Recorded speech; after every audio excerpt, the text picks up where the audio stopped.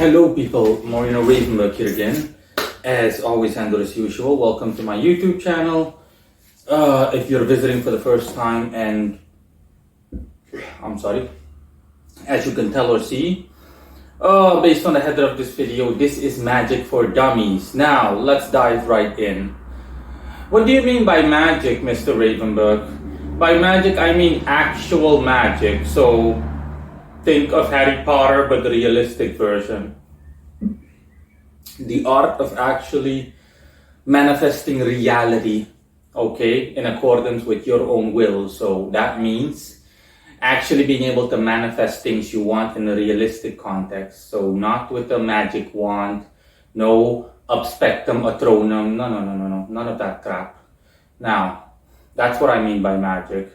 And you might wonder, but Mr. Ravenberg, there are different kinds of magic, aren't there? Yes, you're thinking about what is called a stage illusionist, like David Copperfield, Harry Houdini.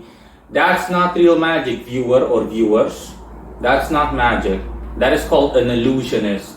This is not someone that actually does what a real sorcerer does, what a magician does.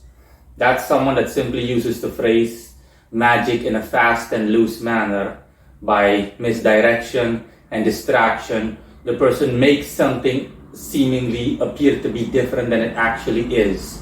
By obscuring an item or several items, you name it. That's a stage artist. Capiche? I hope that's clear. I'm not going to repeat myself, so pay attention. Again, David Copperfield, Harry Houdini, okay, those are stage magicians. Stage magicians. Okay, they're not actual sorcerers. I repeat, an actual sorcerer is like Harry Potter, it's like Merlin. You remember from King Arthur, etc. Yeah, all the typical wizardry nonsense you see. It's like in the Lord of the Rings, Gandalf, etc., etc. But in a realistic context. Clear? Okay. Other question you might be wondering, viewer or viewers. Mr. Ravenberg, okay, so based on what you say, what does a sorcerer do? What does a real magician do? You know, an actual magician. By definition, viewer or viewers, a real magician or a sorcerer, other than what I already said, is someone that simply works with energies and spirits and or similar similar faculties in order to do the aforementioned. By aforementioned, I mean just like I said in the beginning, accomplishing an objective, okay, through sheer energy, adjustment, or manipulation. Manipulation has a negative connotation to it. So manipulation has a tendency to be negative in nature, but I don't mean in a negative manner. I mean in a constructive, in a good way, okay? That's what a sorcerer does, viewers. A sorcerer is someone that literally works with energies or spirits and any other thing that you can think of. Someone that just uses energy. The same way that, for example, a cook, okay, a professional chef in a restaurant uses food and ingredients to prepare dishes for his customers or clientele on behalf of his manager. In that same context, a sorcerer, a real magician, works with energies and utilizes any and every kind of energetic faculty. Okay, by faculty I mean energetic concept. Anything that has to do with energy, the person works with it in order to accomplish an objective. That's what a real magician does. So, Mr. Ravenberg, can you please tell me more? Give me like several examples. Sure, no problem. Bluntly put, most sorcerers work with spirits. Spirits are, I'm assuming I don't have to explain what spirits are, but I'm still going to do so. Spirits are, generally speaking, beings made up of energy that, generally speaking, are extraterrestrial in nature or of a higher terrestrial nature. So by that, I mean that they find themselves in a higher position of the hierarchy based scale, existentially speaking. So you're here as a human being.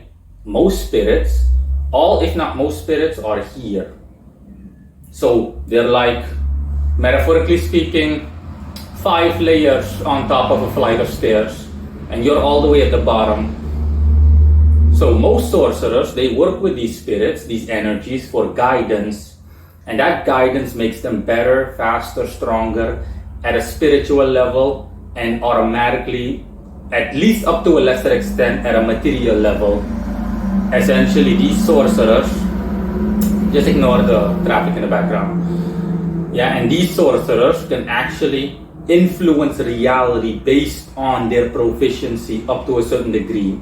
Simple example, sorcerer wants money. Sorcerer works with a spirit. Hey, can you help me out? Sorcerer does his thing, la la la la la, a pinch of salt, metaphorically speaking, blah blah blah blah blah, add herbs, ingredients, it just goes on.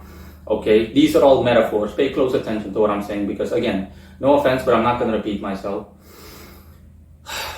In that same context, a sorcerer goes over his work with the spirit as in, okay, I want this done, I want that done, I want money. Just see to it that I get money in any way, shape, or form. Spirit is going to be like, okay, this is how I work. Okay, this is what you can expect. You know, spirit goes to work. What happens? Spirit actually, just like I explained, from where he's standing, or she or it is standing, can get a lot more done than a human being that is tied to the material world, what you viewers call the real world, essentially. Everything that you can see, hear, and touch. That constitutes the real world for you. But what people don't know out of ignorance is that everything that you see that is, quote, real, unquote, comes essentially from the realest place ever, which is the spirit world. Because everything that happens in the spirit world, okay, before the real world takes shape, it happens in the spirit world first. You can't have the one without the other. So the spirit world literally, essentially makes a change or makes changes, and then it automatically has a triggering effect, and that triggering effect manifests in the material world. Again, example. Okay, just like I already said, the same example, I'm continuing the same example and covering two things. Now, sorcerer wants money. He tells spirit, okay, give me money. What will spirit do? Spirit is in an elevated position. Spirit is like on top of a metaphorical flight of stairs. Spirit is like, okay, I can see the entire house from where I'm standing, the entire living room, etc. That spirit is literally going to say, okay, let me see. My guy wants money. My man wants money. Okay. Oh no, wait a minute. I see an excellent job opportunity there, and the job pays quite well, and it's something that he, by coincidence, or better said, not by coincidence, is good at. Okay. Now I need to guide him to that. How do I do so? It's like leading a rat to a maze, through a maze, essentially, through cues and hints. To the point where the rat finds the metaphorical cheese. The rat in this metaphor being you as a sorcerer. Now, that spirit is literally going to make the changes. Okay? Sorcerer goes about his daily life. All of a sudden, he feels like an irresistible urge. Guess where that urge comes from? That spirit, exactly. He feels an irresistible urge to buy a newspaper. He's like, I rarely buy the newspaper, but for some reason, I can't stop thinking about it. Must buy newspaper. Okay, pop. Sorcerer, again, by no coincidence, because spirit is guiding him, sees an advertisement for the exact same job that pays well. Oh, advertisement. I feel oddly compelled to apply for this job. I can't resist. There's something in me that just forces me to do it. Okay, I'll just go. Yeah, good day, I'm here to apply for the position. The spirit in question influences everything, sees to it that everything goes well. Okay? The interviewer is enamored with you, as in, what a strapping young lad. Again, spirit essentially, hypothetically possesses the interviewer. You have excellent qualifications, you have this, you have that. You know what? You're hired. And boom, objective accomplished.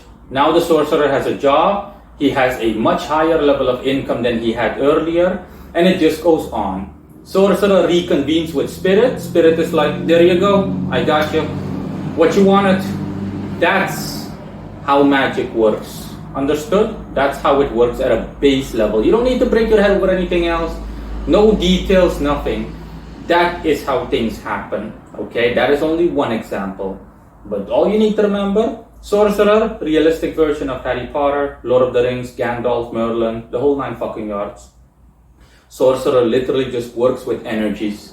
and utilizes these energies, uses these energies to create reality, the extent to which he can create it, whether that's only spiritual or whether that's material. So again, before I close off, another simple example. Sorcerer has headache. Now, sorcerer's like, I've been having a headache for the past couple of weeks now. Average person, go to the doctor, nothing. The painkillers don't help.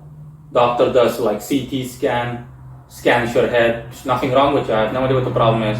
Sends person home. Problem of the person is not solved. Average person, like you viewer or viewers or viewers. Sorcerer has an advantage. Sorcerer is like, okay, I do the same thing, so nothing is physically wrong with me. Doctor says he couldn't find anything. Okay. Sorcerer utilizes energy. Okay, what's wrong with me? Why do I have this headache? Energy actually points to the sorcerer what the real cause is. Okay, as in you've been working a lot over time spiritually. You just need to take it easy, metaphorically recharge your batteries. Just take a day of rest and don't think about working with energy for a day. Sorcerer says, so that's the reason. Okay, makes sense. Sorcerer takes a day off. Following day, headache gone. There you go. That's how real magic works. Yeah, regardless of what you want to believe, viewer or viewers, the world in its entirety is made up of energy. Everything that you can see, hear, and feel with the naked eye and all of your other naked organs, okay, comes from what you cannot see, hear, and or feel.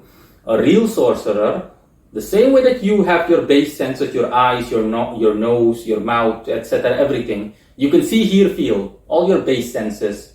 A sorcerer trains himself as a beginner, literally as an apprentice, as a beginner, an absolute novice, to be able to see, hear, and feel those that are higher, those same energies that I mentioned that are higher, that the average person cannot see.